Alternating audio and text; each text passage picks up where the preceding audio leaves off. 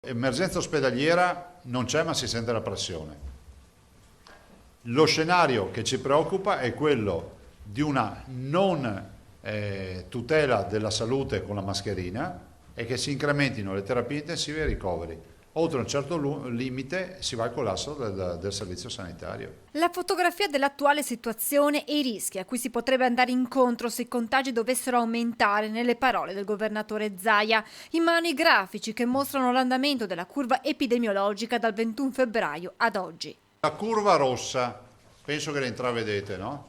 La curva rossa sono i positivi da 21 febbraio ad oggi. Vedete che la curva rossa oggi è più alta di marzo, di febbraio. Però vedete la curva gialla, a marzo con quei positivi avevamo una massa di ricoveri importante, oggi in questo momento la massa di ricoveri non segue la tendenza. Stiamo rilevando più positivi perché? Non perché ce ne siano di più, stiamo rilevando più positivi perché facciamo tanti più test.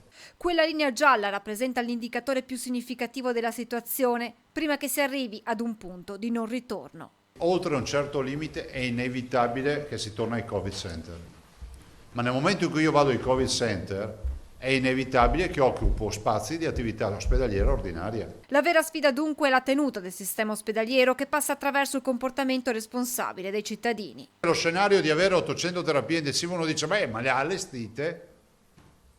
allestite, quindi ci sono. Sì, ma c'ho 8.000 letti occupati, vuol dire che gli ospedali del Veneto non hanno di fatto più un posto libero per nessun'altra patologia. Io so di inquietare, ma vorrei far capire perché sto battendo sulle mascherine. Se il virus si diffonde è perché non portiamo la mascherina oppure la portiamo irregolarmente. E potrebbe arrivare a breve una nuova stretta proprio sull'utilizzo di questi dispositivi. Io sono convinto che qualche aggiustamento, senza complicare la vita ai cittadini, soprattutto sui dispositivi di protezione, va fatto. Mascherine da indossare anche quando si è tra amici o con familiari non conviventi, spiega Zaia, che chiede un atto di responsabilità anche ai più giovani. E a proposito di ragazze, sul fronte scuola attualmente sono 2.715 gli studenti in isolamento, ovvero lo 0,38% del totale, 388 invece i positivi che rappresentano lo 0,08%. Io tifo perché la scuola resti aperta, non perché si chiuda la scuola. Però oltre certi limiti dopo ti tocca fare anche dei ragionamenti in questo senso, che oggi non facciamo. E sulla possibilità di nuove chiusure il governatore parla di lockdown chirurgici, territoriali, laddove vi sia la necessità. Io non porto avanti idee di lockdown. Lockdown non ce ne sarà più. Si andrà verso restrizioni a seconda dei contesti territoriali da quello che accade.